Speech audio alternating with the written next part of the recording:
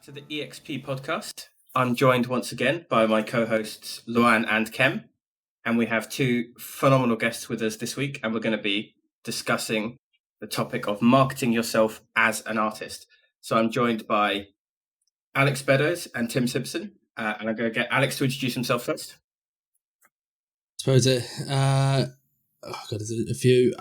So my name is Alex Beddows. I'm senior environment artist at Counterplay Games, and I'm also the ArtStation Learning Content Manager.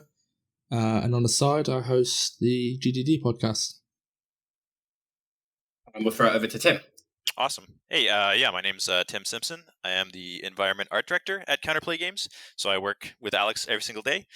And then on the side, I also run a YouTube channel called Polygon Academy, where I do game industry advice and tutorials, usually based around environment art, lighting, and Unreal Engine.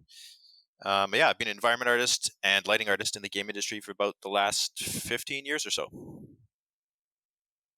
Awesome. So you guys have both kind of built a pretty big brand outside of the work that you do, Tim, through your YouTube channel, and Alex through kind of your podcast. So the first thing I'd like to start off with is just kind of talking about how you can kind of create that brand recognition for yourself as a kind of artist or content creator outside of the realm of the kind of 9-to-5 job that you guys do. Should we start off with Tim? Yeah. For me, really, I always kind of had this idea that I wanted to start building a side hustle. And so you kind of go down that rabbit hole of all that online, rabbit hole of like Gary Vee and all that stuff, where how can you build an online side hustle? And basically one of the themes that kept on coming up was just start putting out content and help as many people as possible. So I just decided to kind of dive in and start doing that.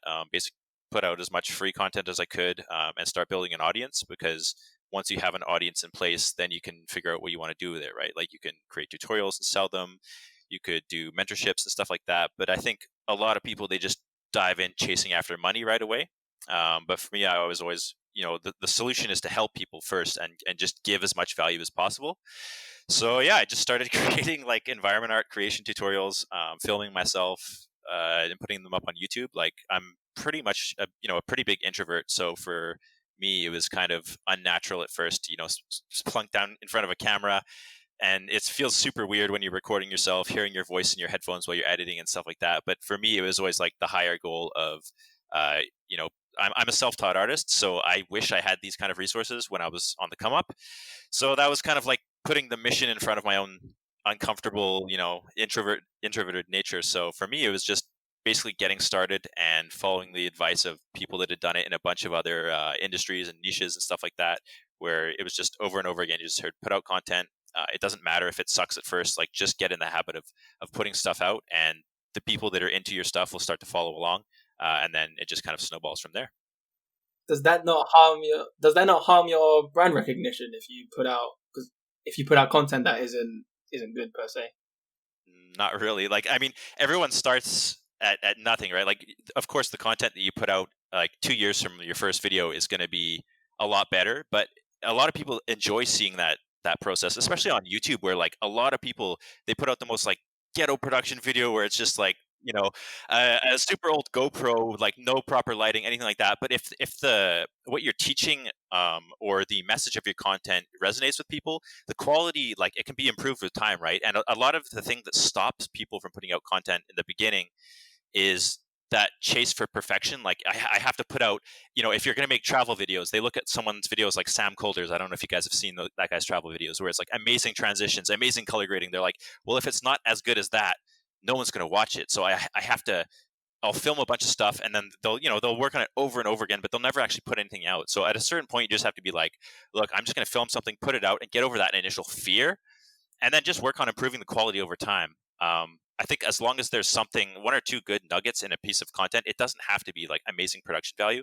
And you look at the speed of which people put out content on social these days, and it's some people put out 2 or 3 posts on Instagram a day, a YouTube video, a bunch of micro content on Twitter. And if you spend hours obsessing over each piece of content that people are literally going to consume and move on in about 30 seconds, it's really going to slow down your momentum and your growth, right?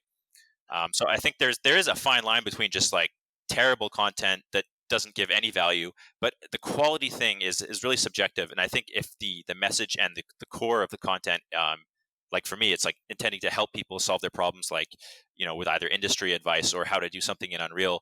It doesn't really matter if like it's not amazingly color graded, or I don't have these awesome epic like B-roll transitions and stuff like that. That stuff I could add over time.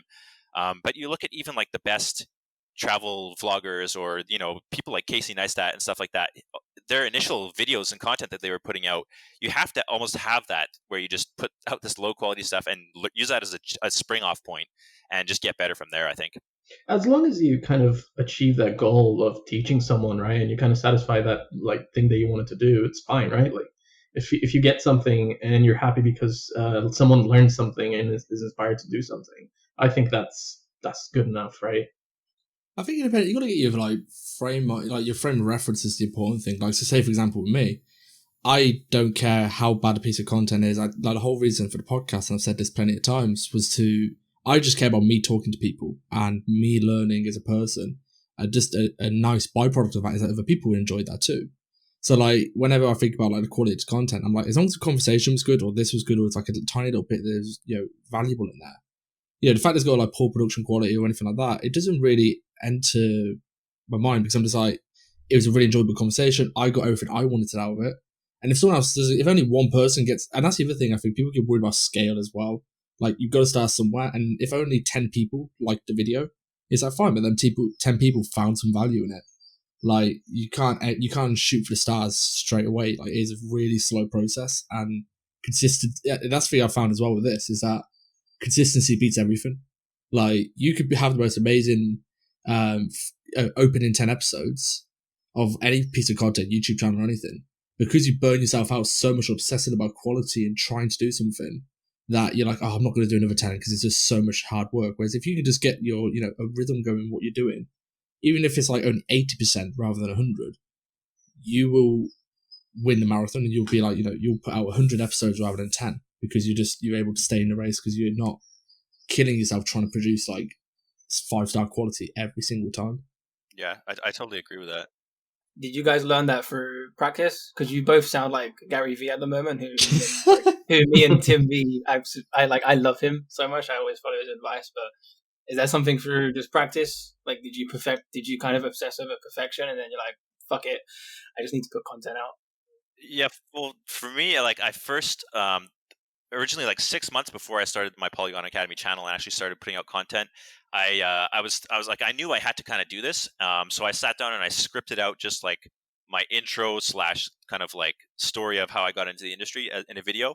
And then I sat down and I was trying to like read this script and do it all in one take. And like, oh man, I stumbled over some words there. And after, like 6 hours of trying to do one 10-minute video, I just got super frustrated. And I was like, man, fuck this. It's not me. I'm not going to be a YouTuber. And I just literally shut off the camera. I was like, I know I have to make this stuff, but I don't know what the process is for doing it. And then the irony is, when I was actually 6 months later, when I was kind of like, okay, you know what, I'm actually going to do this. I just bought, my camera. I'm going to do this ArtStation challenge thing. It's a perfect opportunity. And I kind of removed that mental restriction in my mind of like, it has to be all one take. It has to be perfect. I was just like, I'm just going to sit down, film it. I have Final Cut, so I can edit it however I want. Like, in fact, if you look at a lot of YouTubes, like that jump cut style is actually part of like the whole YouTube culture for a lot of things, right? So I was like, it doesn't matter if it's super heavily edited. I can, because I have Final Cut, like all the mistakes and tripping over my own words, a lot of that's going to be, no one's ever going to see that anyways. And if I make the video and I don't like it, I don't even have to upload it.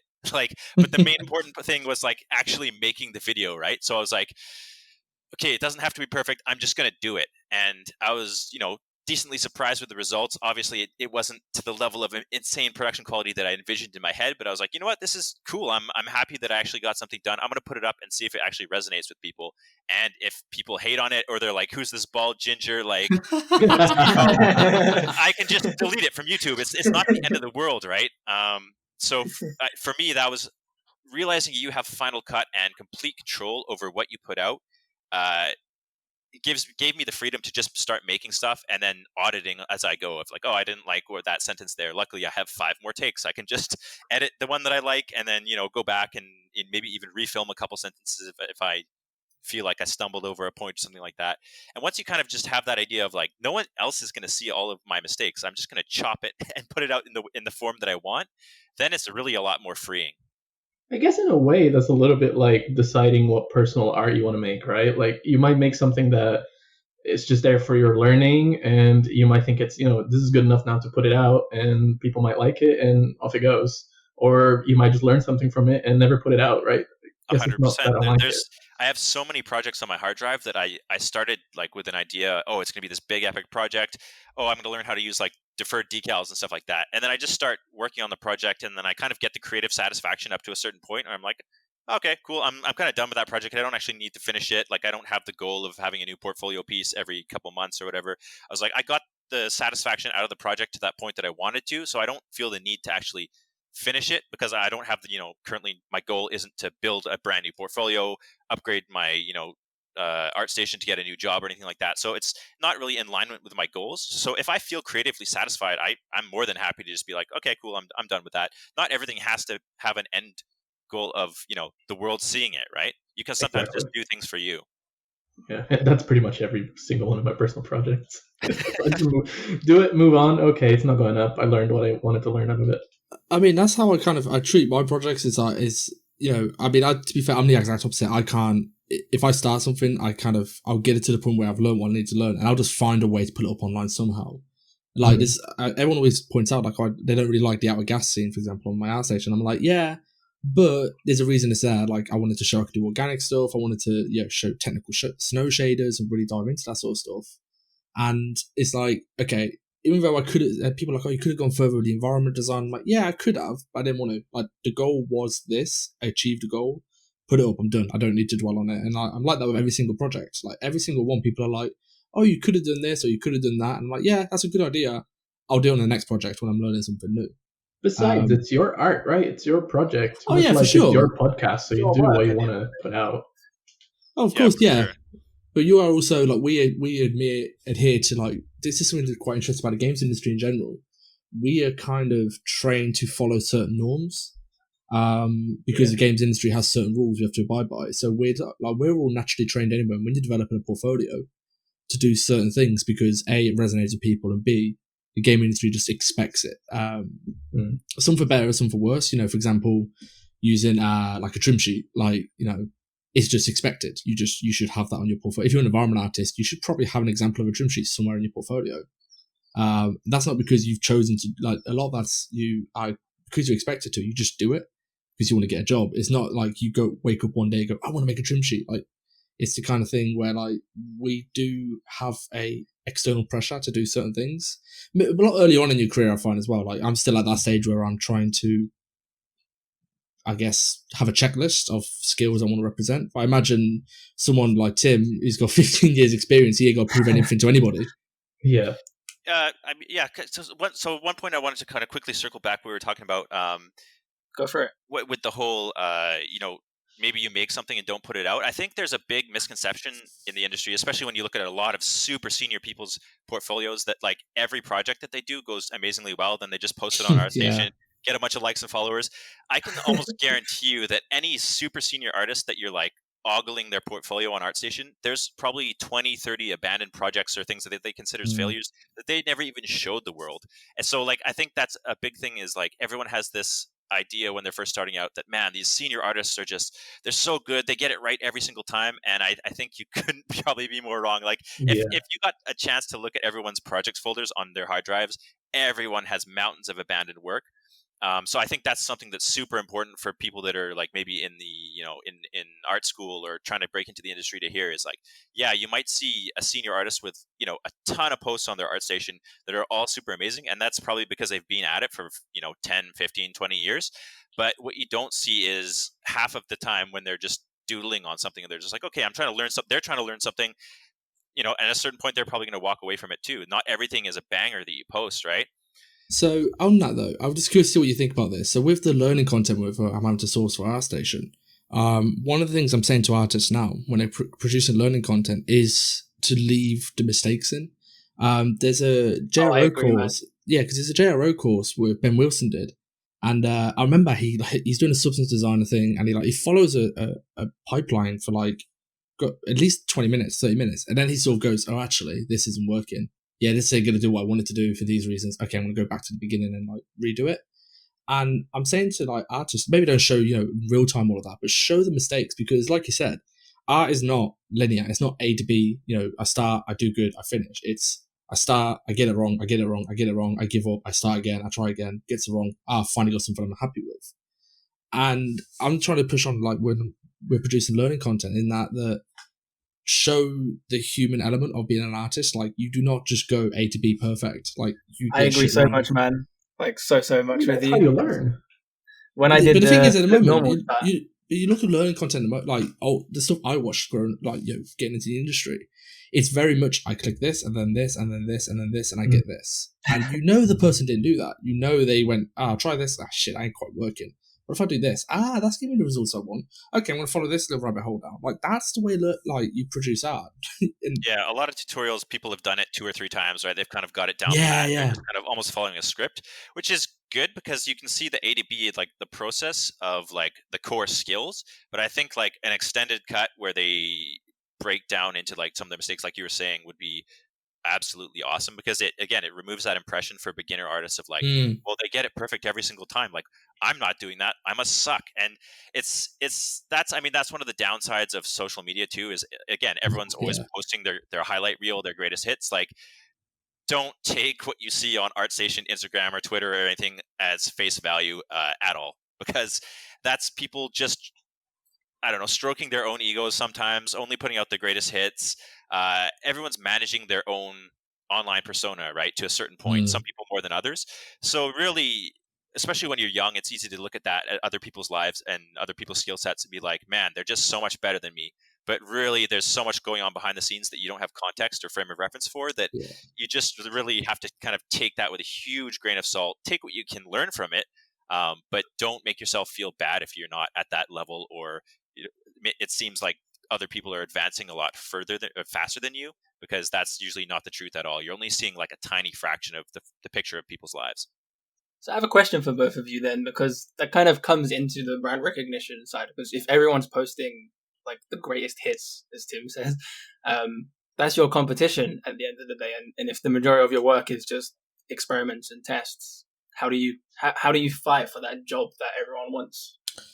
I don't know if it's just me. I don't see anybody as my competition. Like, I see people I can learn. So, for example, when I go into the industry, I mean, Tim would justify this. I contacted Tim. He was one of the first guys I got in touch with to help like develop myself. He was never competition. It was, I can learn from this guy.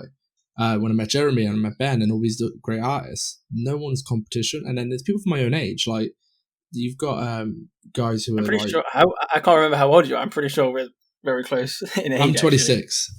Yeah, I'm 25. So, but like, we're not competition. Like, and it's, God, I know this is going to sound like some bullshit motivational shit from Gary Vee, but you are your own, like, if you're your own competition, it's like, okay, I have things I need to get better at, and I'll focus on getting better at them. Like, my big weakness at the moment I'm looking at is like, just very simple prop-in texturing workflows. But I'm really good at substance design. It's like, and someone else is the exact opposite. And it's like, there's no point them comparing to me, because we both have strengths and weaknesses. I really don't like the idea of framing it as a competition. Like, we're all in a race, but we're racing our own race. And I know that sounds like I said, bullshit, motivational stuff. But I really don't like, for me personally, I can't frame it as competition. I'm too competitive to start doing that. It's really unhealthy, especially on a team, right? Like, you want a team to work well together, and competition does not exactly. I mean, there's a certain degree of like, he did something this good, I want to do something this good as well. But in a team, you want everybody to work well together, and competition tends to kind of bring the worst out in people, really. I'm competitive from a team point of view. Like, Tim, we're on Counterplay. Like, I'm like, I want Counterplay to do well. I care about like the company. I'm at ArtStation as well. Like, I want my team to do well. I'm super competitive from that point of view. But individually, like I said, you've got your own shit to deal with.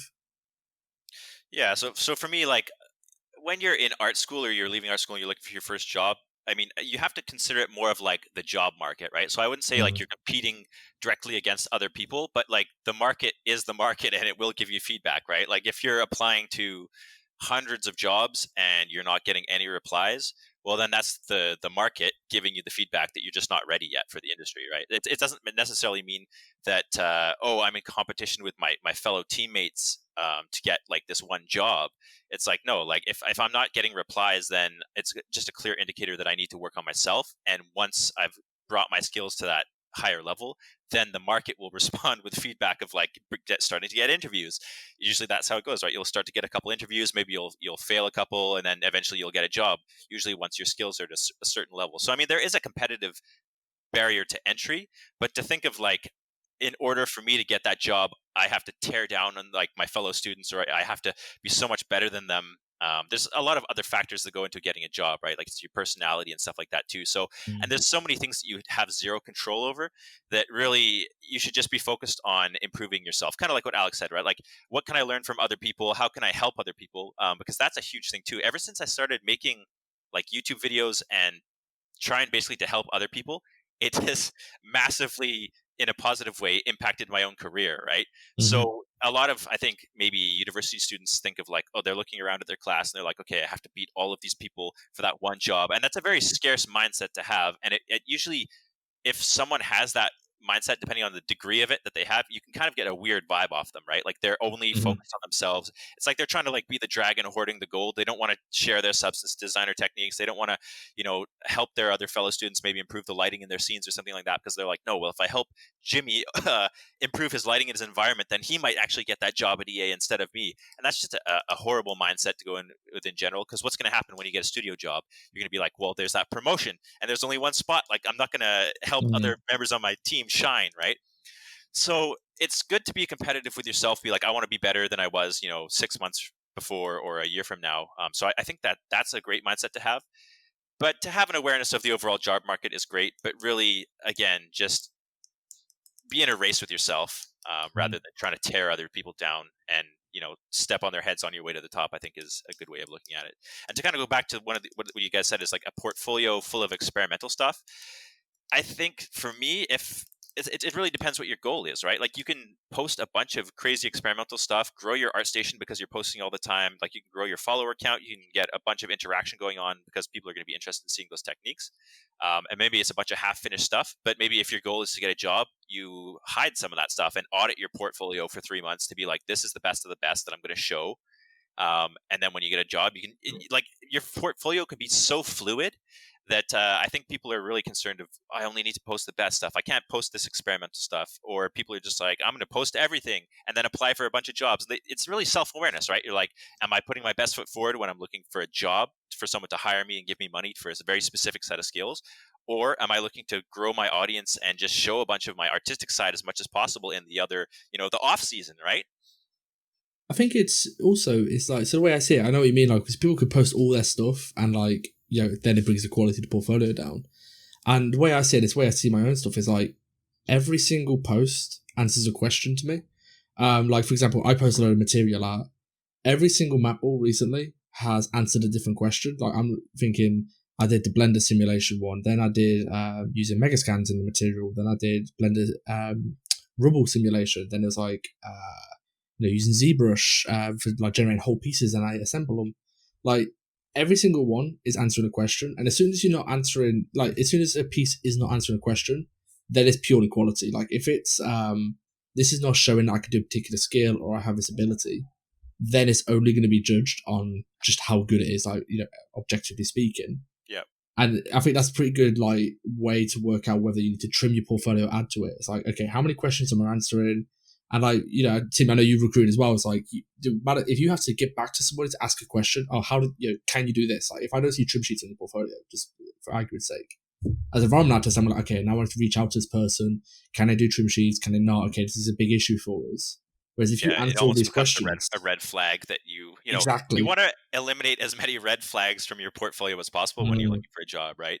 But to go back to your point where you were talking about how every one of your projects answers a question, I think that's really awesome, especially if in the ArtStation post, there's multiple images that show like the question, the hypothesis, and the route that you got there, and then the final result, right? Like you can put the final result first, but then having like 2 or 3 breakdowns that shows your thought process of like, I was wondering if I could make Rebel using, dynamic simulation to scatter about like a bunch of bricks, import that into Substance Designer, and you show that kind of thought process. That's super interesting for leads to look at, because then they say like, oh wow, this person has, they don't follow just the standard workflow. They try and find creative ways of maybe doing something faster or better, and that makes them a value addition to the team, because they're going to maybe help find improvements to our overall pipeline and stuff like that too. So yeah, you're right. Having that question, hypothesis, and answer, I think, is a great thing to show in your portfolio. That's a curious question. This is more one for like me just asking you a direct question. Like, when you've had a lot more experiences when you're recruiting people, when they're showing that ability to go like experiment with different workflows, do you like abstract that away from the thing they're doing? So say, just use the materials as an example. You see me like doing 5 or 6 different workflows in Substance Designer. Do you go, okay, using that like they're showing they go off the beaten track on the usual stuff to do? Would you normally abstract that to go, okay, well, if they're doing that in Designer, they'd probably do that with the other software too, or do you need to be shown that? No, I think I can. It definitely kind of shows through in the person's like almost like digital personality. They're like, oh, okay, they think outside the box. They're a creative problem solver, and that's like one of those HR buzzwords that they, we're looking for creative problem solvers. But like, really, that's the best way of phrasing it, right? It's like, oh, this person can find interesting solutions to things. They'll probably be able to come up with something, a solution to a problem we're probably facing in production without actually, because I find there's a lot of people, depending on their different years of experience in the industry, that some people like to coast, which is totally fine, right? Like they want to go in, just do level art. I just want to build environments. I'm very comfortable. I have a family and all that stuff, which can be, totally fine, especially at larger studios. I definitely would never hold that against someone. Like if I just wanted someone, I just need someone to build level art, and they have a good eye for level art, and that's all they want to do. And, we're a 500 person team. I would have zero problem hiring that person. It really depends on the needs of the team, right? Mm-hmm. If I need someone that's going to be a little bit more flexible, and I see stuff like that in their portfolio where it's like problem solving, they're not just going to be set and stuck in their ways, in their groove of like, well, no, we have to do it like this because this is the way I've been doing it for 10 years. Then yeah, if it's like a smaller to medium-sized studio, especially like, our current team size at Counterplay, we're not like a gigantic 1,000 person team, right? So having people that can show the initiative and problem-solving abilities is a lot more valuable than someone that's just going to kind of execute a very finite skill set. Mm-hmm. Interesting. One thing on brand recognition, because you guys mentioned it way back, and I just wanted to bring it back to the present, actually, because you run the Polygon Academy and Alex runs the podcast. Like, how impactful has that been on your career? Because I know a lot of students either want to just, like you said, keep work to themselves, or they don't really want to share work that just isn't good or is still work in progress. But like, I know Alex has had a lot of success from the podcast, so I guess we could start with you, man. So in terms of brand recognition, I suppose I start with the objective thing, like logos and all that sort of stuff. It makes a small difference, but it's not really. It's like 0.1%. I see a lot of people are worried about like, okay, I've got to brand everything and watermark everything to be like me, because that's like what everyone else is doing. And it's like, it doesn't make that big a difference. Like, the fact of the matter is, your art will speak volumes for itself.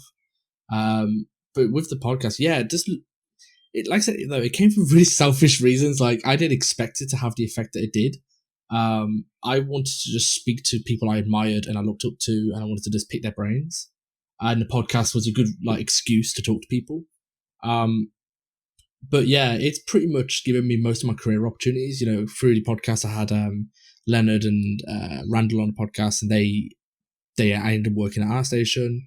Clinton on, and then Enrico, and that led me working for Decagon. I'm not going to say the Counterplay came from the podcast, but I know I had a relationship with Tim already because we've spoken in the past. Yep. Whether or not that had a factor, I don't know.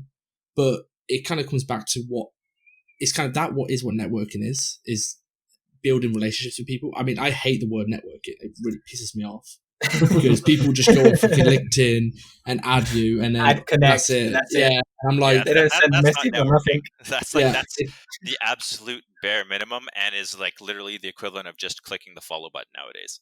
yeah, It really is, but no For one real. tells you that at uni. People just say, "Look, you need to go to networking events." But like, what the It's fuck do I nothing- do it's at these building networking events? relationships. It's building So- a relationship with people. Like, for Yeah. example, the meetup we had, having a drink and having a laugh and getting to know the person, not the artist, like just a person. You have a genuine connection with them, so that when you reach out in a year's time or 2 years' time and go, "Hey man, I'm struggling, I'm looking for some work," and they're like, "Oh shit, this guy's actually a really good guy." Okay, you have that genuine connection with them. Mhm. That's what networking is. It is nothing to do with LinkedIn. LinkedIn is, if anything, is worse for networking because it makes you do the wrong things. Things like Discord, meetups, where you actually speak to somebody and have a conversation. That's building relationships. And A lot of the interactions should probably have nothing at all to do with you trying to Yeah. fish for a job. Like Mm. everyone, I said this in one of my YouTube videos. It's like, if you go to like GDC or E3 or something like that, and you're just kind of like sitting there listening to someone speak, but you're just waiting for the opportunity to stuff your portfolio in their face, or like hey, you guys hiring? Can you give me a recommendation? Like, people sense that, and that's what automatically makes people distance themselves from you, and it's just this weird vibe. And I know like there's various levels of like social anxiety and stuff like that in the game, especially in our industry, right? Like I consider myself a super nerd, and everyone has their own weird intricacies of their own personality. But I think a lot of people that aren't super social, like they just kind of go with the objective of like, okay, I need to get something from this person to help me, right? Rather than I'm just going to genuinely be interested in this person. And whatever might come of it, like I don't have an end game when I sit down and talk with Alex or talk with you guys on this podcast, right? Like I'm not like, okay, well, this might get me a job doing something somewhere else down the line. I'm like, no, I just want to have a genuinely good conversation with you guys. And to kind of go back to that initial question of like, how has it impacted my career with the personal brand stuff? Massively. It's literally, I got to be careful about what I say here, because it's easy to really come off as like, super ego pumped up and stuff. But literally, a lot of the success in the last couple of years has been directly related to just putting out that content, because it's almost like, you hear about like passive income online all the time, but it's like passive networking. Like people will start, you'll go to industry meetups and people will be like, they'll already have a frame of context for you, and they'll probably like you because they've watched your videos or something, like read your blog or something, and they're like, oh man, you helped me with that thing. And it just opens doors, right? Like while you're sleeping, people are getting to know you passively. And just in terms of like, say, some statistical stuff, I would say the amount of like passive job offers that hit my inbox every month has probably quadrupled. So Yeah, that's insane, man. what do you think that does to me in terms of like self-confidence, and just the ability to put myself in a position of, if I don't like something at a current job, how much more mental clarity does that give me to be like, you know what, I can step away from something because I don't have that scarce mindset of like, I'm going to need to find another job, which in turn allows me to be a lot more open and honest at any job that I'm doing, right? It allows me to just act in a way that is in accordance with my own values and stuff like that, because I'm not sitting there feeling like I have to please everyone. Because say something goes horribly wrong and I get fired or something like that. I mean, obviously that would be terrible, but I'm not sitting there in constant fear of losing my job, because I know that, in the next month or two, there'll probably be some other opportunities presented themselves. So that allows me to actually just make content that I want to make for my own YouTube channel, because I'm not sitting there with the end game of like, I need to make $100 to pay rent. You know what I mean? Like, and so it massively impacted my career in an extremely positive way, but it's only because I went out and started helping other people. But that's what kind of looped around and increased my own reputation within the industry, right? Like people come up to me all the time or send me messages every single day, like, man, that video really helped me get a job. And I don't know, do I benefit? Maybe I got like 5 cents in YouTube ad revenue from that person, but no, like I love getting messages like that. You know what I mean? Like that's why I do it. And as a side benefit, it has helped me. And that's something I didn't even really think of when I first started, right? I was like, okay, I need to kind of start something, because I was self-taught, and it really sucks to, have to spend $40,000 on university. So why don't I put something out? And if it can benefit me, then that would be great. And it really has. And a lot of people would sit there and think of like, I think maybe on my YouTube channel, I'll give you guys some numbers. Like I think I maybe make $50 a month in ad revenue. So I could sit there and be like, oh man, I'm only making $50 from this. Why am I doing it? well, obviously I'm doing it to help people first off, but to a lot of people, they would have that monetary mindset. But when I actually look at the way that it's benefited my career, it's paid off so much more. Like if just in terms of like salary advancement, because of the opportunities that have presented themselves to me, right? So it really is this maze-like thing that if you just start doing it, chances are opportunities are going to present themselves to you that you never would have had access to or even known about without that initial like push of content that it costs you your time. So you know what, it's interesting you say that, because it's basically like Matthew McConaughey did a great talk at university where he's talked about he described it as mailbox money, and it's the same sort of stuff that I think Gary Vee's spoken about, giving without expectation. But he called it mailbox money because he said basically I do something because I want to help somebody. 6 years down the line, they are in a position to help me, and it's like I never helped them because I thought that would happen. It's just I'm helping them because I want to help them. And in return, later down the line, they help me because they just want to help me. And he called it mailbox money. I think it's exactly what you're talking about right now. Yeah, 100%. Like even for a super specific example, like I put out a bunch on my Gumroad, like a bunch of lighting presets for Unreal for free, right? So I'm just like, you know what? A lot of people are struggling with lighting in Unreal. It's really confusing at first. So here's like 3 free lighting presets. That's great. If it helps me build my email list at the same time, that's awesome. But like, just take it for free, right? Like, and I did a video explaining how to use them and all that stuff. I don't know. Like sometimes people will give me like $1 or $2 from like that. Some people just like straight up toss me $50, and I'm like, I'm not expecting any money from that, right? They're like, oh, here's $20, here's $50, and it just kind of shows up every now and then. And it's I never in the video I'm like, hey guys, give me money or whatever like that. I'm just like, here you guys go, take it, enjoy. And I guess some people are like, wow, this really helped me out. You know what? Here's like a little tip or something like that. And it's exactly mailbox money, right? It's like the internet gives you the ability to help so many people at scale. Chances are, if you help enough, like people are going to be thankful. Like there's a lot of genuinely awesome people in this world that are like, wow, this person helped me. There's a lot of free information out there. Well, it took them their time to make it. Here's like, it's like Patreon. Like that stuff's really taken off because people actually want to support people that are going out of their way to give them value, right? And a lot of the time, it's like you're giving so much value for free that a lot of people are just like, oh, you know what? Here's something to help you on your way. And I think that's super awesome that the internet has just provided that ability to pretty much anyone to just start blasting out content. And again, like I said, if the content is good and it resonates with people, it'll start to take flight and gain momentum over time. Right. I have a little side tangent that I want to go on here. So something that we kind of come across a lot is either people get into the industry and they find that suddenly they're unable to kind of balance the new workload and their personal projects, or they're in uni and they're struggling to balance their uni work and doing personal projects, or they get out of uni, the bills come in, they get 6 months in, they got to pick up a job, they can't balance that job and the side projects. So something I wanted to chat about is kind of how have you guys managed to kind of find the time to balance that stuff you do in your job and that stuff you do on the side, whether that be through doing ArtStation challenges, documenting your process with the Polygon Academy stuff, or like Alex, you're obviously well known for doing tons of personal projects and you've got the podcast going on. Are you saying that's spam? I say spam, but yeah, cracking through them. But that's it. There's a lot of content, and people see that content coming out, and perhaps they kind of think, "Man, how I'm really struggling with this. How can I kind of get to that level? How can I be balancing this better?" So, what kind of advice have you guys got for people in that position? I need to think. No, it's really hard because it's really easy to think. So, okay, obviously depends on the person. I enjoy working. I wake up, I want to work, I want to do things. And that is who I am. And that's great. Alex, just a quick interjection. So, just for people listening, you do 2 jobs basically, right? Yeah. Yeah. And the podcast on top. Yeah, like I said, I like to work. So it sounds insane on paper. Like, okay, yeah, it is. Like, it sounds nuts.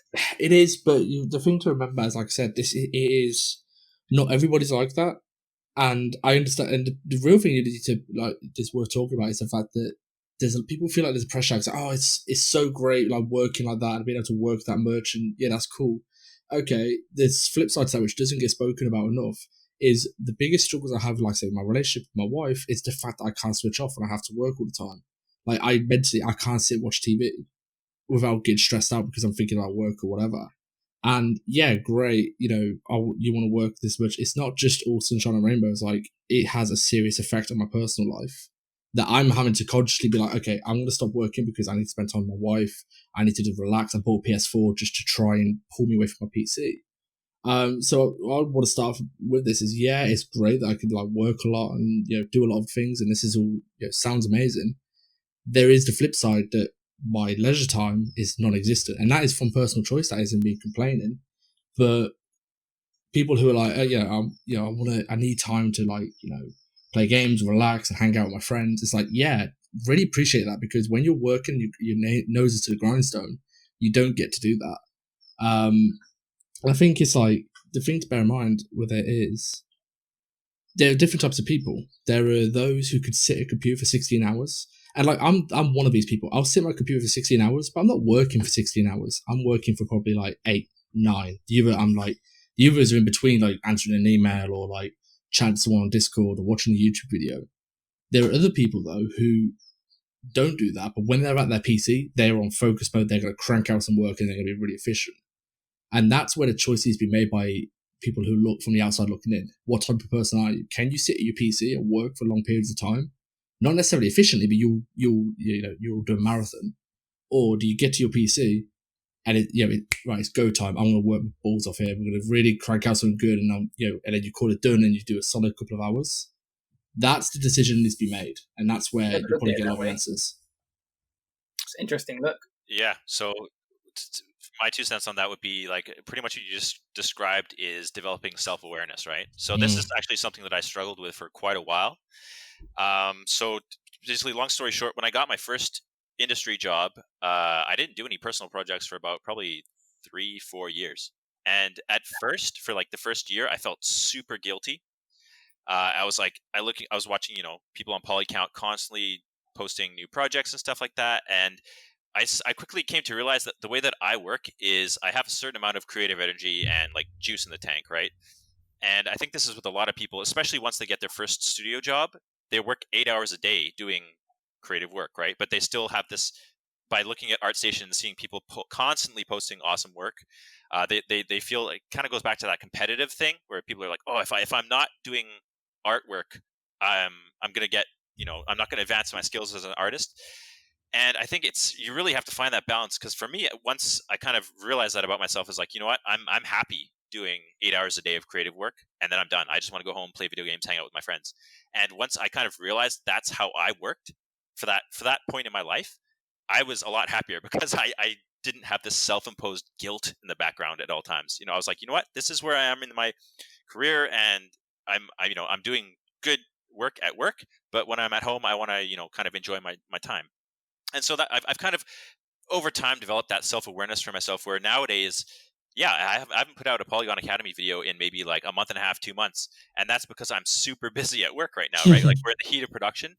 And part of me originally, like when I first started doing YouTube videos, it's like I have to put out a video like every week or something like that. And then I quickly realized if I just brute force it, I'm going to burn out, and then the whole project will just implode. So it's better if I take breaks as needed, like take my foot off the gas on certain aspects of my life that allow me to really focus on kind of what's important in the moment. Like say I was a student and I was looking to get into the industry, then yeah, I would probably really kind of push a lot more of my energy into developing my portfolio and consciously make the sacrifice to like turn off Netflix and turn off the PlayStation for a while, right? Because my goal at that point would be 100% to get a job as soon as possible, because you want to start your career and stuff like that. But again, once I got that initial job, I was like, okay, I'm in the industry. I can work on the projects and get creative satisfaction from that. That's fine.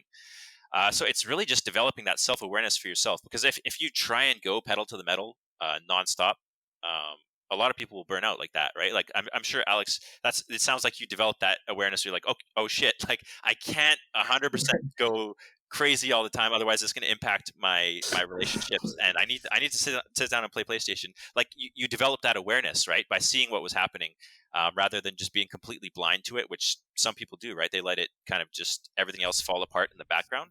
Well, we're talking about two different things here, aren't we? Because we're talking about when we're in the career, and then we're talking about like pre-industry, and it's like also we're in it. You are a person, like it's not like we're one dimensional. It's not like we're just a pen and a keyboard. You're not just an artist, right? Like you're not like I have to be a Terminator pumping out art at all times. Like it's okay to take breaks and stuff. Like it's developing that internal gas pedal, I find. And if you just smash it to the floor nonstop, the engine's going to explode. So I find having a clear goal of like 6 months to a year, like what is I want to achieve in the next 6 months to a year, then your actions can kind of map to that a bit more, right? Like in the beginning, I was like, I really got to get Polygon Academy off the ground. Now it's like steadily growing over time.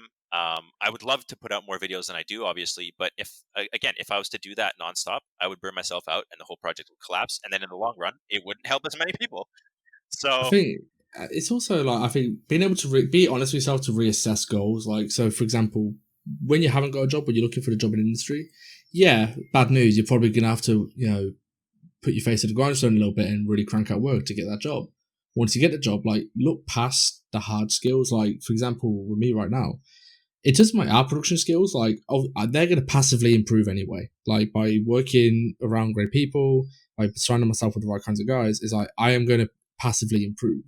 Okay, so what do I actually need to improve on? So some of the stuff I'm looking at is like, say, procedural tech. That's like a hard skill I'm improving on. But there's other skills, like you are more than the hard skills. Like I'm trying to work on, I'm very conscious of how I interact with people. This might be from some time of Deco when I was leading, but it's like being aware of how I interact, how I come across, both in the community and professionally and with guests. It's like you are not just the mouse and the keyboard and the pen. Like your job is far more complex than that. So to narrow yourself down to, okay, how good is my art and how good can I paint something in ZBrush? It's like your job involves 60% more than just what you're doing objectively on your screen. How do you interact with the team? How good are you at like taking feedback? How good are you at like allowing people to take work? So one of the big things I struggled with is early on in my career was trying to take on the burden of the task from everybody else, help everybody else, and like I'll try and do everything and support everyone. And then when people offered me help, it's like, no, I had like this ego of being like, no, I can fix this problem. This is on me. I'll fix it. And like, as I work with people, it's like, actually, there are people who are better than me at some stuff. And as soon as you're like happy not being the best at stuff, it's like someone comes along and goes, oh, actually, I know a way of doing that. I can help with that. Yeah, sure, take it. And I'll focus on what I'm good at on this bit. And that's not a hard skill. That's not me working out a technique in ZBrush or a technique in Substance Painter. That's my people skills. And it's kind of frustrating, like once you're in industry, how much that gets overlooked. People focus so much on how good their art is rather than how good an artist they are. Like I was speaking to a friend and he said some of the best artists he knows, like the really fantastic people, are not good game devs. And there's a difference. A good game dev can work in a team. They can, they have all these soft skills. They may not be the objectively strongest artist, but they're a much better game dev. And to me, that's more important. That's the stuff I'm starting to become more aware of. So what you just described is pretty much my transition into the art direction role has been a huge eye opener to that. So, okay, so I used to be a level artist and a lighting artist, right? So for me, it was all about, okay, I want to make the best level art as possible. And transitioning more into a leadership role is you really have to start letting go of I want to do it all myself. And basically, my job is to get the best end result is to help get the best end result visually for the environments in the game, right?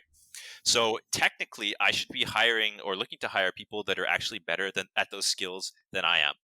So it seems counterintuitive because people think, I'm going to hire myself out of a job, right? It's like, no, my job is no longer moving around objects inside the editor. My job is, helping to manage the team, giving direction and feedback, making decisions. And one of the things I first struggled with when I was kind of getting into this role is the idea of like, oh man, that needs to be fixed. I just want to get in the editor and fix it myself because, there's that voice that says, oh, you could do it in 10 minutes. Like just go get in there and do it. But it's actually better if I take a bit more time and tell other people how to fix things, or why, more importantly, why it needs to be changed and fixed, because that's going to help them develop better as an artist. And that is exactly what is more in line with my current job description. And as you move up the ladder, like for me, it's kind of about also doing what you enjoy, right? For me, I don't actually enjoy modeling that much. So it's really inefficient for me to spend a lot of my free time studying modeling, because I see an amazing hard surface model on ArtStation, and I'm like, oh, I guess I better be an amazing hard surface modeler. I don't actually enjoy it. I enjoy the human interaction side of things, like the macro big picture. That's why I transitioned from environments to lighting, right? Constantly going up that macro impact scale, because you can spend time placing a bunch of props and stuff in the level art thing, but you can have a larger impact when you're doing a massive lighting pass on a scene, right? And then now moving up the ladder again into kind of telling or helping other people assemble those pieces of the puzzle themselves gives me a bit more of a macro impact on the overall visuals of the game again, right? So it's kind of in alignment with what I actually enjoy doing, and learning to let go of the stuff that I don't enjoy as much. And ironically, that's by helping other people that enjoy doing those things. Like Alex said, they might enjoy doing the things that you don't actually enjoy doing as much. And being okay with that, not having to be like, no, I need to fix it myself, but actually being like, hey, Sally really loves modeling. Well, I don't no longer have to try and fix this model myself. I can be like, this person's way better than me at modeling. Take this and go fix it, please. And the results are usually infinitely better when you don't just try and bash your head brute force against the wall doing things you don't actually enjoy.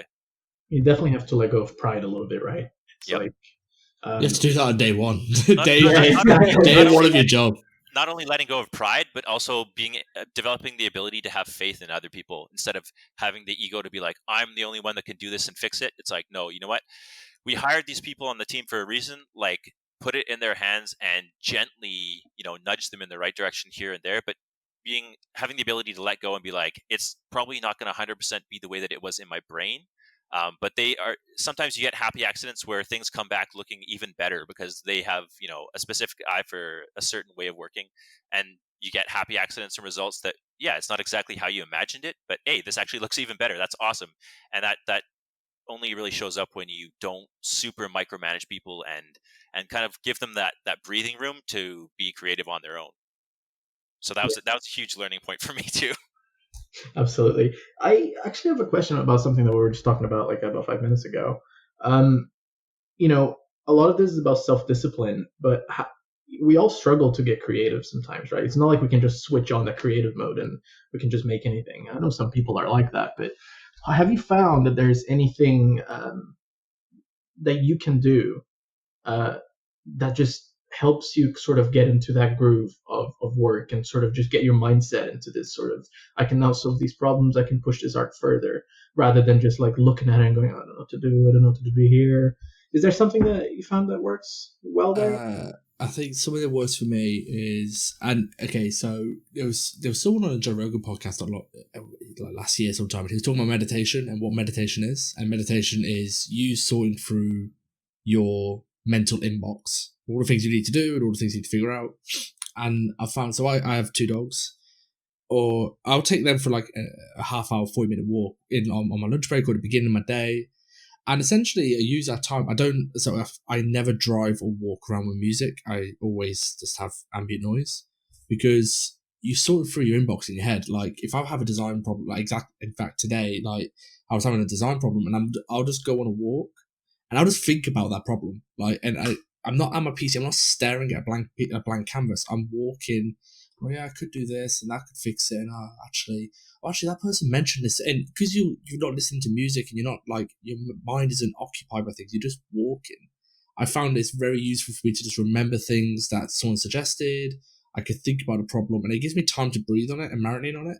I find when I'm staring at a screen, there's nothing worse than when you're staring at a problem and you just WASD running around UB4 engine trying to figure out how the hell am I going to do this. Getting away from your PC and just think, like, have a clear mind and being able to just think helps. And I mean, it's not meditation. Walking my dog is clearly not meditation. I'm not saying it is, but it serves the same purpose. I'm searching, I'm a lot of filtering people my have the mental notes. same kind of experience standing in the shower. Like that for me, Yes. I'll just be zoning out in the shower, and like things will kind of come to me. For sure, doing it, it's by stepping away. Sometimes things will just kind of come out of left field. For sure. You can explain the problem as well. Like programmers do this a lot. I had at Live 5, our dev manager. I used to rub it up for him quite a lot. I'm not a dev. I'm a moron when it comes to programming. But I would speak to him and he'd explain problems to me, and I'll just sit there and nod along, and I'll go, and I'll try and like probe questions into it. But he just explain the problem to me. By him explaining and articulating his issues and why he's having his issues, quite often solved it. So I know, for example, with me, I'll just, okay, this is going to sound really bizarre, but like, explain the problem. Like, I don't think it, explain it, verbally articulate what the problem is. And sometimes that helps, sometimes it doesn't, but just talking to people, like, I found really helped me kind of sometimes see things from a different perspective. I know, for example, with Tim, I'll send him a screenshot, like, okay, I don't get what to do with this. And he's like, oh, okay, I get what you're trying to do, but what about this, this, and this? And I'm like, oh, I didn't think of it like that. All right, I'll try it, and I'll just sort of have a fumble around. It's like, oh, actually, this is working. And that ability to, like, communicate the idea and then have someone feed it back to you in a different frame of reference it helps get over most barriers I find. There's very few barriers I find which aren't solved by that.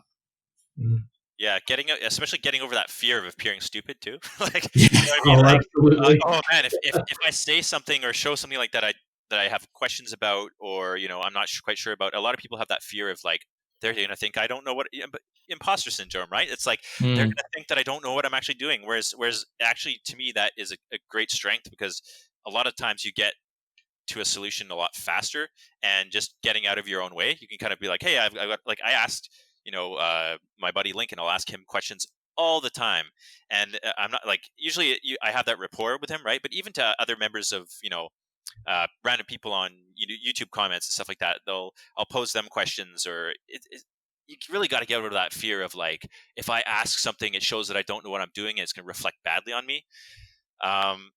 Yeah, so that one's huge for sure. Like getting over that initial fear of not seeming like an expert 100% of the time. Also for me, sometimes I've been playing around with this theory in my head, kind of like I'm kind of calling it the I'm just gonna, and that would be like, say you're having an issue building some level art or something like that. You like don't know what to do with the space. If you sit down and be like, I have to figure this out right away, yeah, you're gonna probably have that mental block. But one of the things I like to do is to be like, I'm just going to sit down and just dabble for like 10 minutes. It's going to be completely throwaway. And that almost tricks me mentally into like having zero pressure on myself. I'm like, man, if I don't like it, I'm just going to throw it away anyways. Like whatever, I'm just going to put on some music, do some really stupid stuff, move things around in ways that they shouldn't be even considered used in the editor. And sometimes you'll actually come up with really creative solutions. And then all of a sudden it's like, that 10 minutes of I'm just gonna turns into like a flow state of 2 hours, and the problem's magically solved. But by taking that and almost like chopping down that mountain of a problem into a molehill of like, I'm just gonna figure out some little creative maybes. Like I might deal with 10 little maybes in the next like 20 minutes, and it's gonna be super sloppy, and it just helps alleviate that pressure of like, I have to get it right the first time. And so I'm just gonna dabble.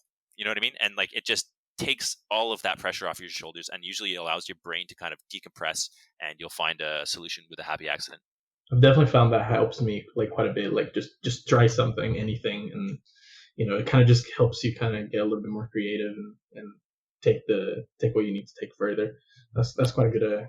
Yeah, especially if you have like a problem that's kind of persisting, maybe from the previous day's work. You're thinking about it at night and stuff like that. It's building it up in your head, when in reality the solution's probably not that huge of a deal. But you kind of, because you're sitting there, you left it in a state maybe that it's not that you're not happy with it. It kind of just grows and grows, and it seems more and more intimidating. So actually, it's not the problem itself; it's the sitting back down with kind of like the writer with like the blank page or something like that. You know what I mean? Like sitting down and actually that's why I said I'm just gonna for 10 to 20 minutes, because that once you get past that initial 10-20 minutes, you usually get into a state of flow pretty quick, and that's the important part, right? And then you're almost on autopilot. So it's not necessarily the problem itself; it's your perception of the problem and the scale of importance and impact that it has, as opposed to how it actually impacts. That leads quite nicely onto something I wanted to talk about, where a lot of people could get into their own heads, and they end up holding themselves back either through comparing themselves to others, or just kind of falling into these different pitfalls of thinking, of not, like you were saying, about trying to brute force a problem rather than maybe doing something else for that time instead. Instead of trying to hard force your way through an hour of fixing this, you could maybe go, hey, let's just go and do this other thing that he's doing, and I'll come back to it. And maybe in the process, you come and think of something. But there's kind of a lot of these little pitfalls. And I was just kind of wondering if you guys had any sort of advice to throw out to, especially kind of newer artists or people who are looking for that first kind of into the industry, or starting out, who are kind of very much in their own heads and falling into those kind of common traps of overthinking. What are some of these things that you've seen, either through communities you've spoken to online, or perhaps like YouTube comments that you've seen come up, or what messages have people given you about this kind of stuff, and what advice have you given, or what advice do you kind of have for people to kind of get around those things? Yeah, I got a point on this, on like the whole comparing yourself with other artists. So I think comparison can be good, but I kind of think of it in two ways of comparison. There's objective comparison, where say maybe you take a bunch of screenshots from a current gen game, and you're building your portfolio. You're like, okay, this is the target I need to hit. How can I reverse engineer it to get there? What's the difference between someone has a really high end work and mine, who I'm maybe struggling to get my first job, right? If you can kind of objectively look at that comparison and be like, okay, the materials and lighting are better in this environment. Okay, cool. I need to work on my materials and lighting. Versus like an envious comparison, where it's like, oh man, that person got so good in like 6 months or 2 years, and now they have a job in the industry, and that's what I want.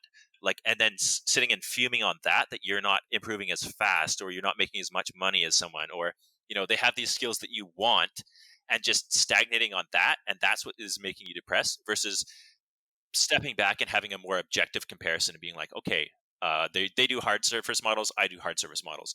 Maybe their shape language in their models is what is making it more visually appealing. Okay, that means I need to study up on shape language, and that's how I'm going to get my work to there. Versus just sitting there and being like, well, they're just a better artist than me, they're more talented. There's usually an objective reason why behind someone's work that you consider better than yourself has gotten there. So again, you just don't see the behind the scenes of that person's development. You just see their greatest hits, right? So you kind of need to learn how to reverse engineer things in an objective way, rather than an envious way of, oh, this person is just better than me. Oh, they got there faster than me. Like I must just suck. No, you just need to look at it from a different angle and be more objective and less emotional about it. Yeah, because you can always think of it. I always think of it as a reference, like reference them, don't compare them. Like, so the analogy I come up with is like with materials. If I get shown like a concrete texture, like a photograph, and like, we need this, and I make it, I don't compare my material to theirs and go, oh, why does that look so real and mine doesn't? Oh, this sucks, man. I want it to look that good. Why does it not look that good? Instead, you go, okay, I've got my material and I've got the photo reference. Why is that believable? Maybe it's to do with the way the grunge reads. Maybe it's to do with the micro noise. Oh, that's actually quite simple. There's not a lot of noise in that. It's quite a simple detail. Okay, maybe I need to think about that then. It's like you reference what you're looking at. You don't sort of beat yourself up over it. And that's the analogy I always come up with. It's like if you create a prop, you reference the prop. You don't compare your prop to the real life thing, because you have limitations on your own thing compared to real life.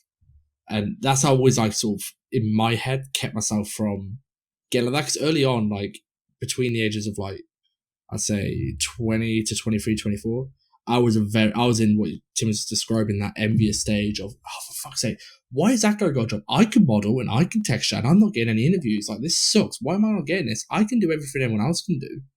And I was in a very arrogant place. And it wasn't until I had the portfolio review with Jeremy, and I watched Jeremy like as a senior artist still learning, and I was like, okay, maybe I'm not as good as I think I am. And a lot of it is to do with that point ego. is huge, so huge. Like the amount of sorry to like interject, but this I gotta talk about this. The amount of like especially even myself, I find there's like that ego fluctuation of like, I'm so good, I suck. Okay, I'm good, I suck. You know what I mean? Like when I first became a junior in the industry, I was like, you think you're hot shit all of a sudden, right? Or like, you start to get job interviews, you're like, hell yeah, like I'm just as good as everyone else. And like, oh man, I'm ready to become like a lead or something like that. It's my first year in the industry, and if this lead quits, maybe I'll get that job. And it's like you get that overinflated sense of like,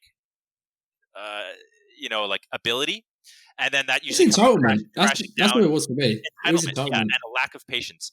But that point you have of like, a lot of people that aren't in the industry have this idea of like, I'm just as good as those people. Why do they have a job? And it's like, well, there's a million other factors. Maybe like, because you have that attitude, it comes off like that in interviews, and people think you're again super, like you just said, that arrogance, right? Like suddenly people can sense that that sense of entitlement and arrogance, where it's like maybe you're not quite as good as you think you are. But on the flip side, a lot of people have that mindset of like, I totally suck, and they, it's like a wavelength almost. And I think a lot of people, they just have to go through that process when they're learning. There's going to be those highs and those lows, and the longer you stay at it, that kind of like crazy oscillating scale just kind of like gets down to more of like, there's still some subtle oscillations, but you kind of figure out who you are and where you're at, and those highs and lows kind of start to become just a more of like self-confidence in your abilities, and the arrogance and ego kind of start to go away after a time, hopefully. Well, you can just compare yourself to a portfolio. Like, so this is what it ended up being with me. So through 2018 and like early 2019, it was very much like, okay, I still had a bit of that arrogance in my head, but I was like, okay, I know I could do this, this, and this. And I look at my portfolio and I'm like, my portfolio doesn't show I could do that. Like, that's the big thing for me. Is like, you may know how to do everything. Like, you may know just as much as the next person. But to an employer, do you show you can do that? Like, there's plenty of artists I know who are far, far more knowledgeable than me, more talented than me, but they haven't actually demonstrated that in their portfolio. So when they're like, and there's plenty of guys who are like this, who are very envious, or like, oh, why is Alex working for our station? Why has he got a senior position of fucking Counterplay? This is bullshit. Like, I can do that stuff. It's like, yeah, you probably can, but if you put the effort in to show you can do that. It's not what you know, it's what you can show. It's what you know you can do, it's what you can show you can do, especially when you're just like cold calling with a portfolio to a studio, right? Like they don't have any context behind you or what you can actually do. And again, this kind of loops back to our whole discussion, is like the more stuff and documentation that you put out of building your own personal brand online, now studios don't even have to second guess. They like literally how I got my job at Counterplay is the heads of the studio had come across my videos and they're like, oh, this guy really seems to, be passionate about what it shows passion. So that was one thing. They're like, he's really passionate about what he's doing. He seems to be an expert at these, A, B, and C things. Cool. It just makes sense to reach out to that person. Right. So yeah, it just demonstrates a depth of knowledge the more content you put out, and that part is huge too, right? So I exactly, and to kind of counter that, I've worked with a bunch of people in studios that haven't updated their portfolios in years, and I know they're a badass artist, but say there was like another crazy economic collapse and a bunch of studios ended up closing, their portfolio isn't up to date, right? So for them to cold call, like their only hope is to have friends at other studios be like, oh, you're laid off, like here's a job, and like totally fingers crossed, right? And I think that's a good reason why you should have an up-to-date portfolio when you're still working in the industry. Like maybe, every 6 months do a personal project. Again, self-awareness, like if you don't want to do that, then whatever, but don't be surprised then if there's a mass layoff that you're struggling to get work because your portfolio doesn't show the last 5 years of skill development. But with that though, do you think that's so I was thinking about this. I was listening to a Jordan Peterson lecture, and he's talking about like jobs and careers. In my mind, I have a career, and I think you do too, in terms of this is not just like, it can't for your whole life be 9 to 5, finish and done. Like there's people who treat this as a job. Yep. They get home and they're like, they don't even think about work. They don't think about their career. Like I've got my first job. Like you said, I could just noodle along and do environment art, and I'm really happy with that. And it's like, yeah, we need them people. But then there's those who are like, they want a career. That's perfectly fine. Like that's exactly. That people have a lot of misconception with it, right? Like I said, if you want to work your 8 hours a day at a studio and go home and be super happy with your family and just go mountain biking, go skiing, do whatever it is like you enjoy doing, that's like totally cool. Like some people, that's how they find their balance in life, right? It's that self-awareness of like, man, I don't just want to be an artist. I want to be a scuba diver. Like even for me, I want to be a scuba diver, a snowboarder. I love going backpacking, traveling the world. Like, so usually at the end of a project, I'll take a month or two off and just not do any 3D stuff and just It's not just disappear off cool. the face I'd of love the to do 2 months, that. right? You need them. You actually need them people in the team. Like, you can't have everybody be the maverick, crazy idea, new pipeline person. You need them people who are workhorses, who will come in and they'll just work and buy into a vision and do it. Like, you need both of them. You can't just have a team full of like career people, and you can't just have a team full of job people. You actually, it's not just a case of, oh, it's okay to be like that. We actually need them people. And the funny thing is, it usually, most studios that have that tends to balance itself out, like just naturally over time. Like the people that want to like really go at it are going to go at it, and the people that maybe think they want to go at it and then aren't actually happy doing that, they'll just kind of fall into their groove and start, enjoying their work. And like, I saw a discussion online the other day about someone that was kind of like really high up on the art scale and feeling like they almost need to be forced into maybe like a leadership position and stop doing art. But my response to them was like, if you don't actually enjoy not doing art, why would you do that? Like, it's sometimes it's cool to just do what you enjoy, right? So there's a lot of external pressure in almost any industry to rise to a certain point in your career where you're going to eventually completely change your skill set from what you actually started out doing.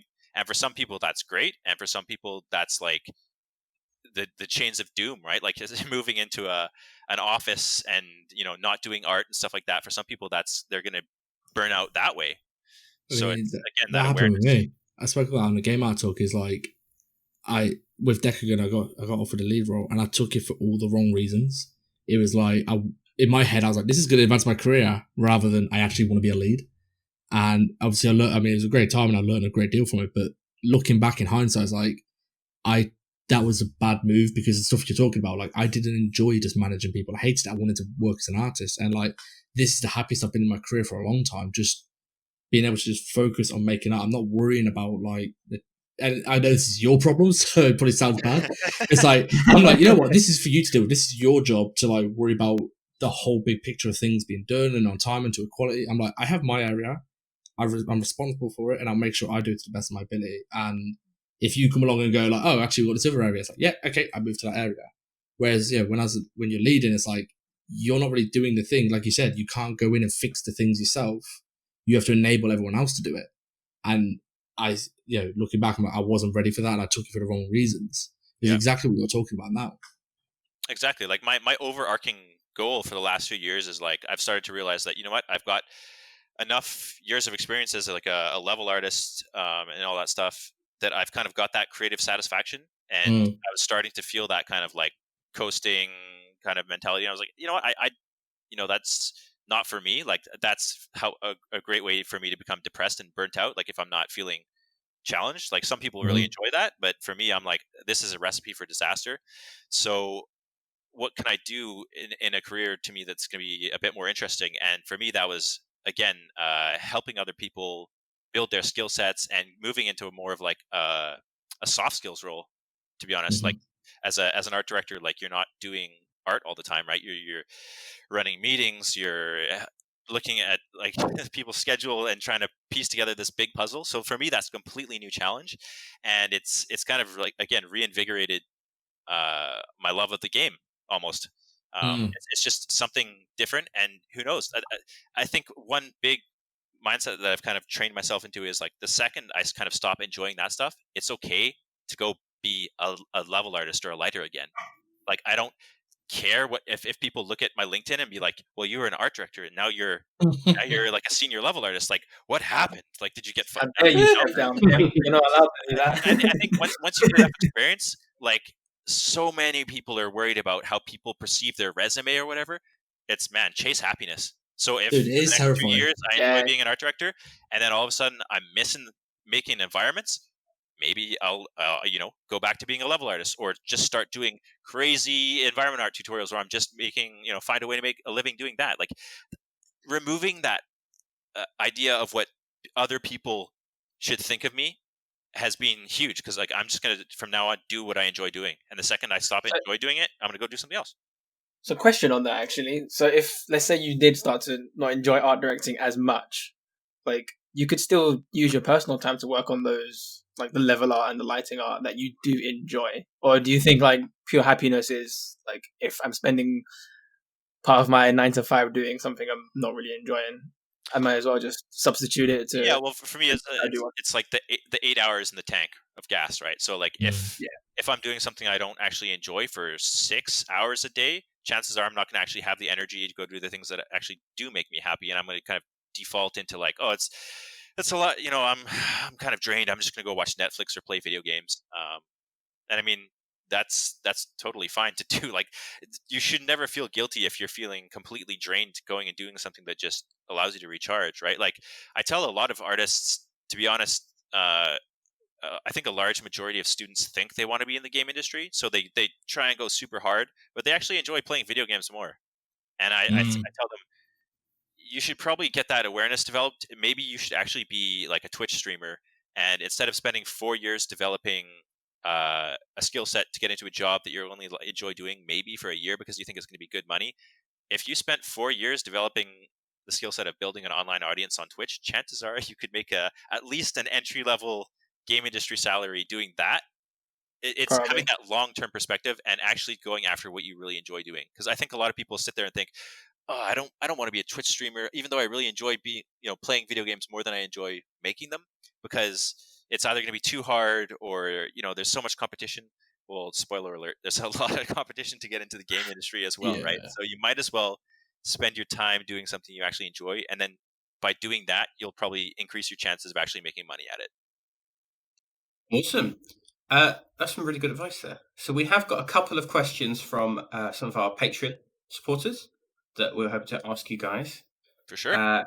So first one from Katerina. She says, a lot of people suggest it's important to spend a significant number of outside work hours improving skills and building a solid portfolio to get into the industry.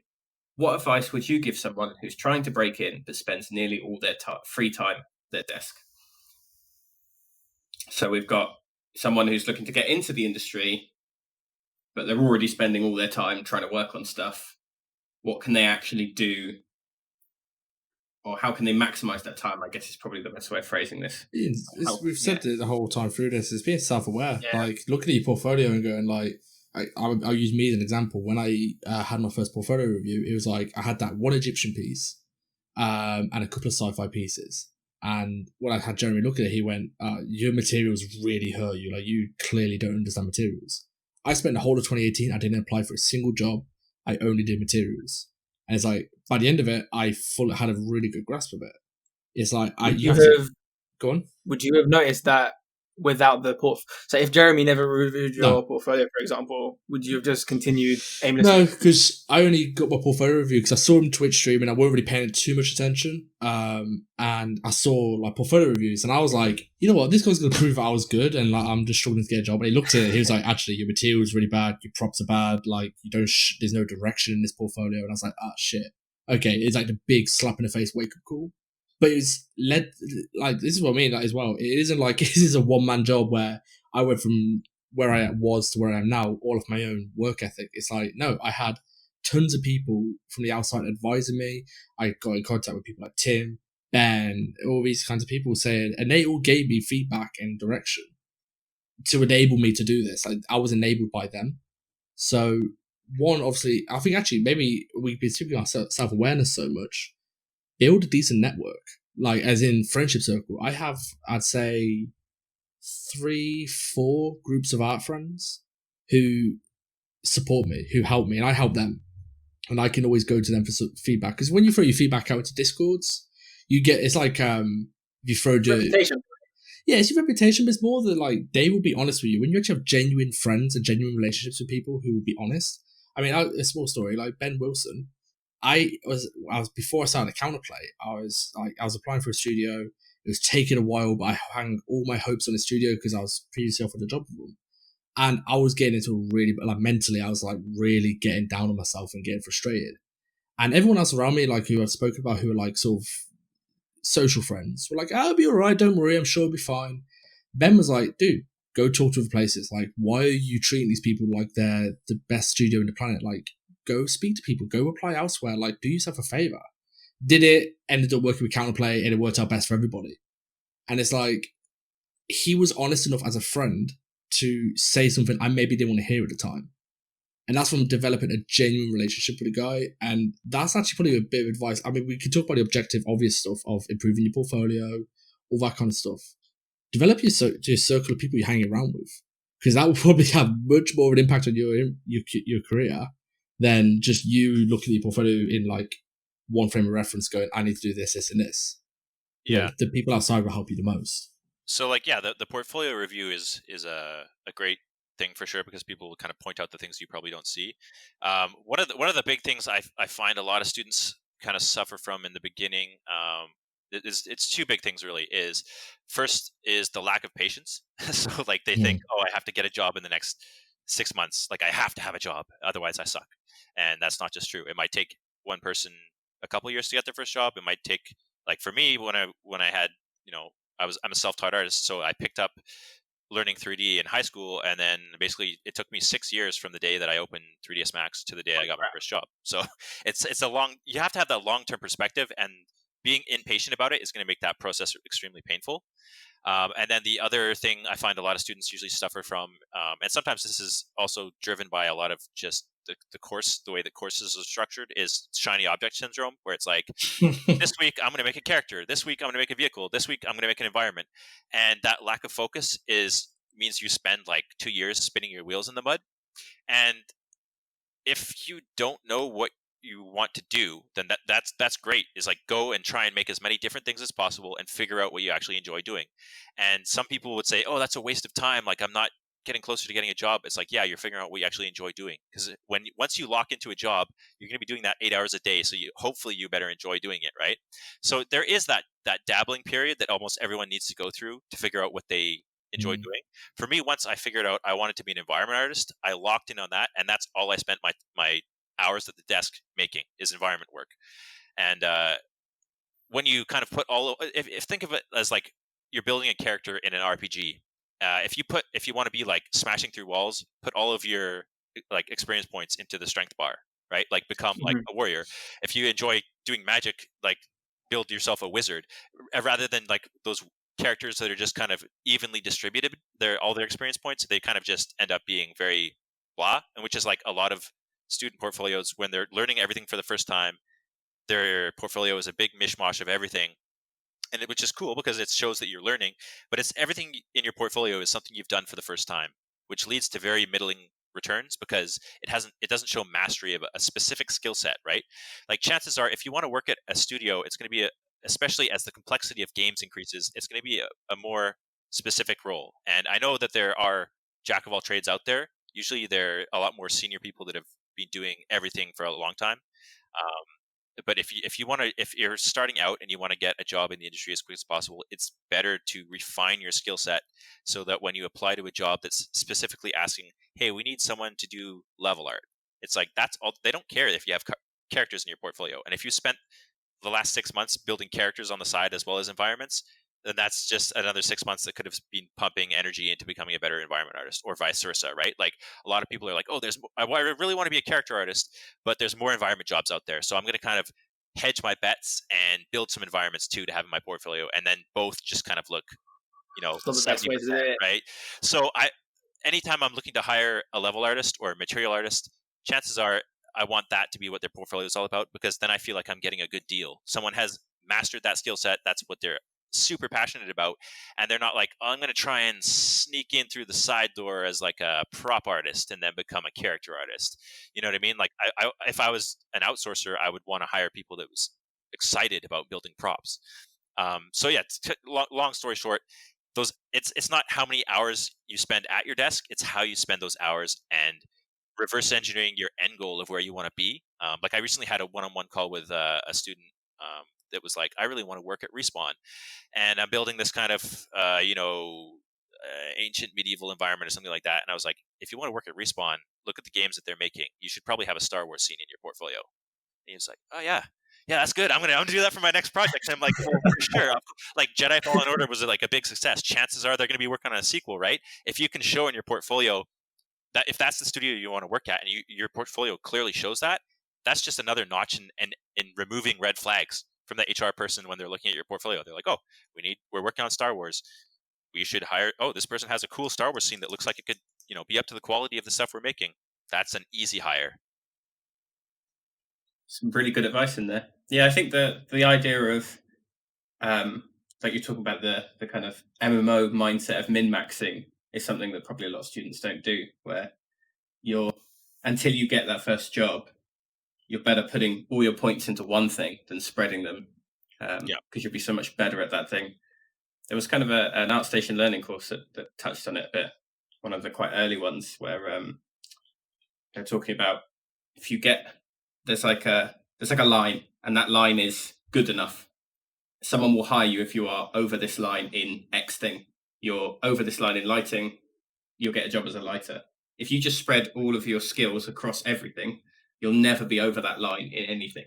Yeah, well, you can get over that line. It's just going to take you 10 times as long, because it's like you're trying to raise all the boats with the water going up, rather than just being like, I'm going to put all of my resources and just completely blast this gauge up through the roof. Yeah, you're right. Really, the biggest resource is time. It's a good mindset. That was the pre-industry one. That's my one. I know exactly which bit you're talking about. Chapter like 2 or 3.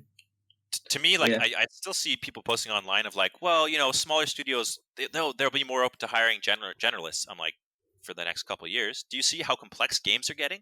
Like, even small studios are having to, as complexity goes up, specialization is niching down, right? Like that's why you see like people that are hired specifically as a like vegetation artist or a Houdini destruction artist. Like even indie games, the quality bar of games is just exponentially doubling every generation, right? Like things are just getting so complex now that you need to hire people that spend all of their time focused on this one problem and solving it. Yeah, you want the best, or the best that you can get in that one specific thing.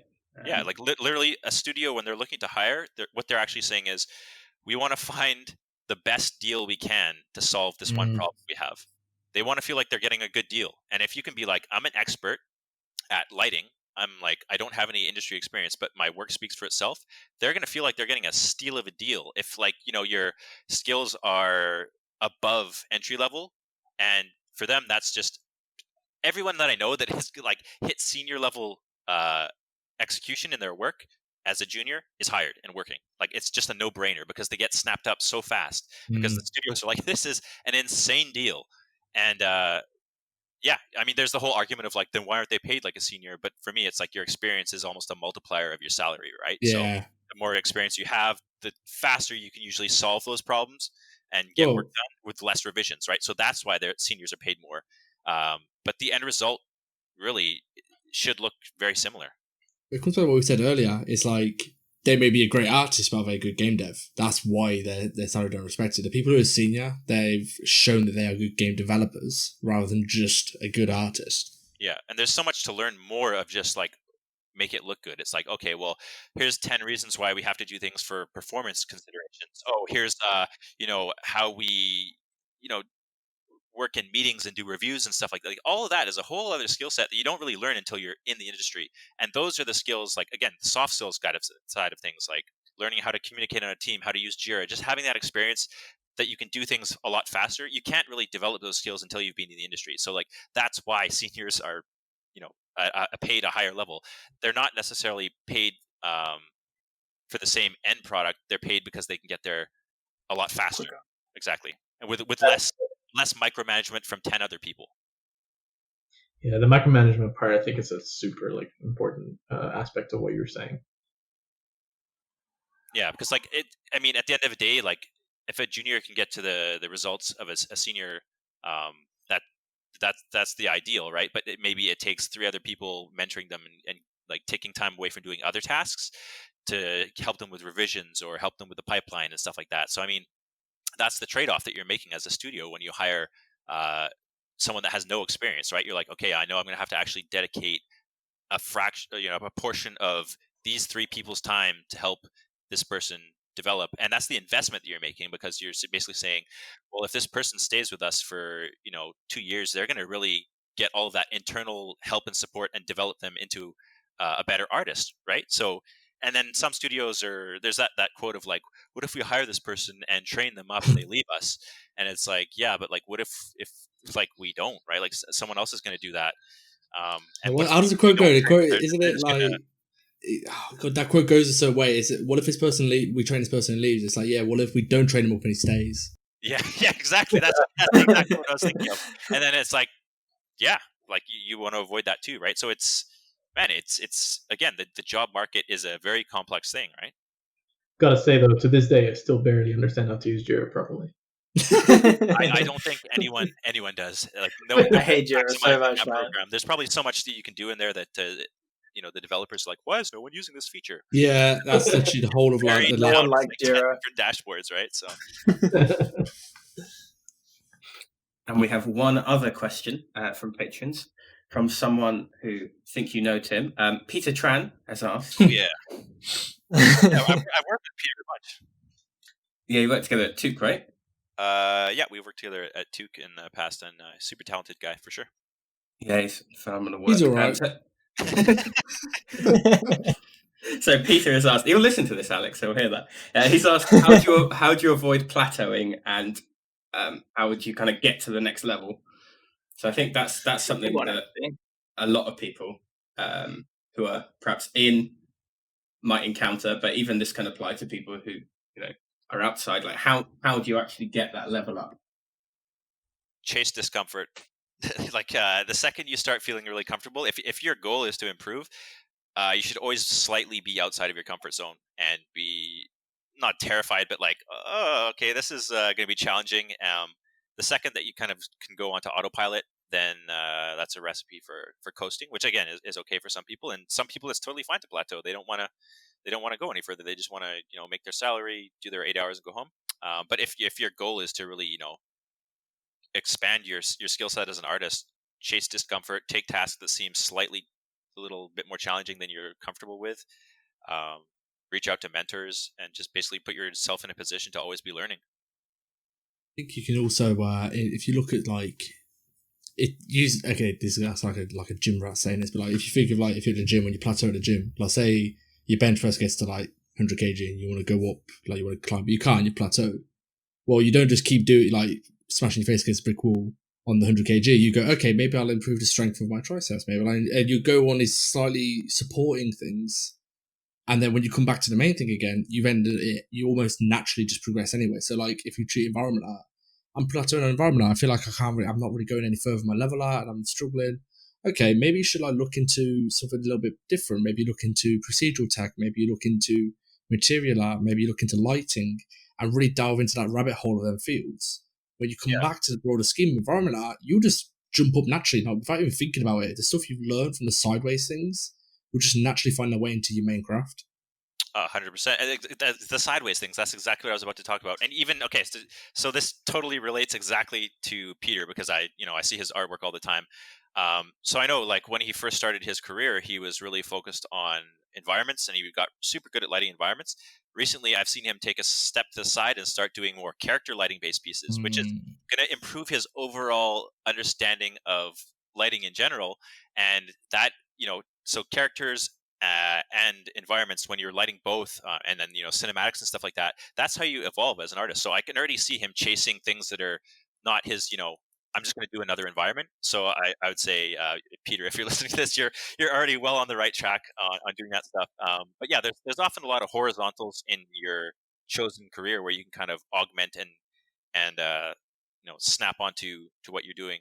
For me, that was like improving my soft skills to actually understand teaching by learning how to teach 3D stuff.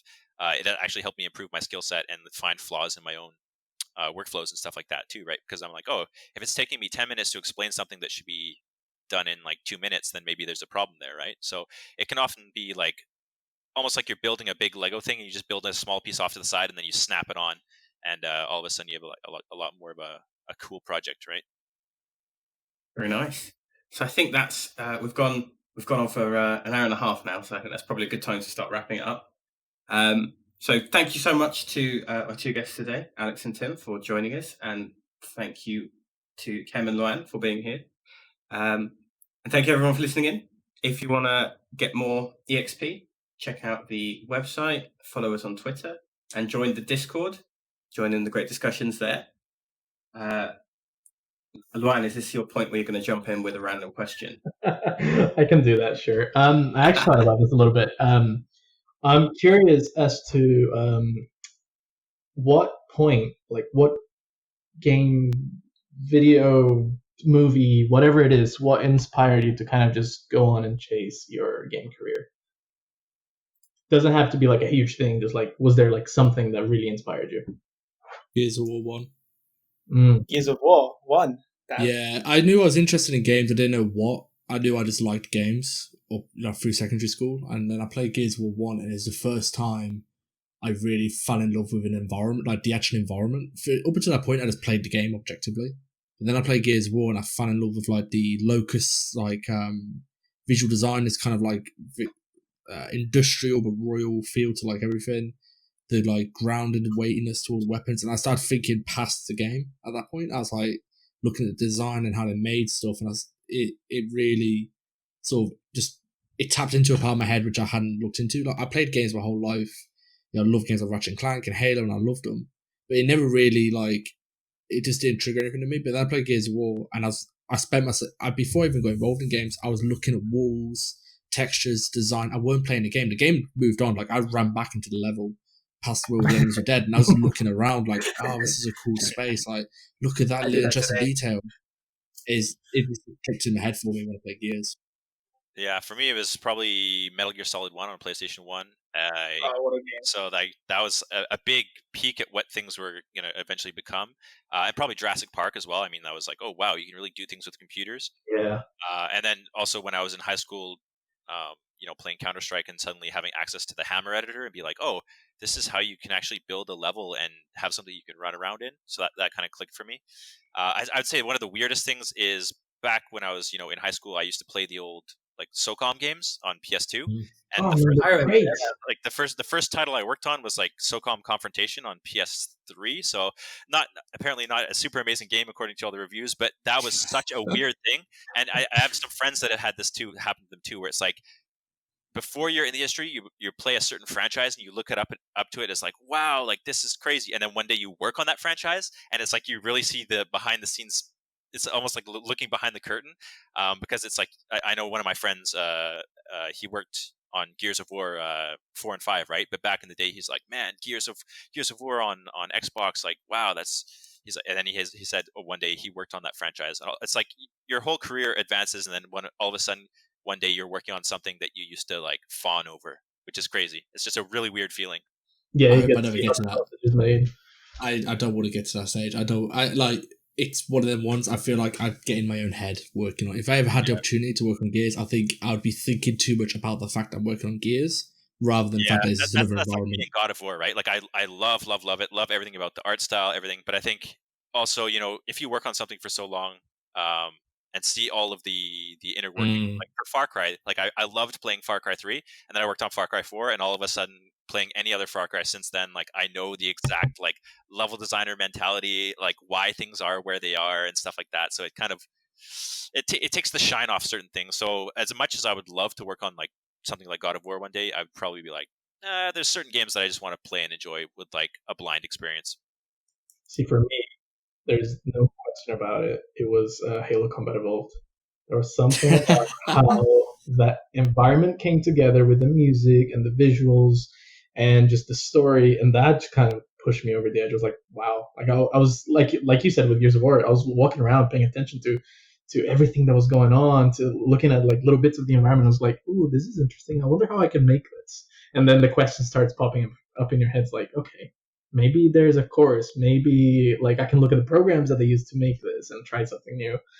That's got to be the most iconic sound, like inspiring soundtrack. I know, like when I boot up Halo 3 and the menu bumps up and that the opera is going, I get goosebumps still to this day. When I booted up Master Chief Collection for the first time, I was like, oh, that should be the podcast theme song, man. But yeah, like it copyright strikes straight away. I see your game, Kev. You're trying to write me off here. To Yeah, make a fair little enough. choir to record it. We can just do it here now, all of us. All right, brilliant. So thank you once again, guys, for joining us. It's been a great discussion, and thank you everyone for listening in.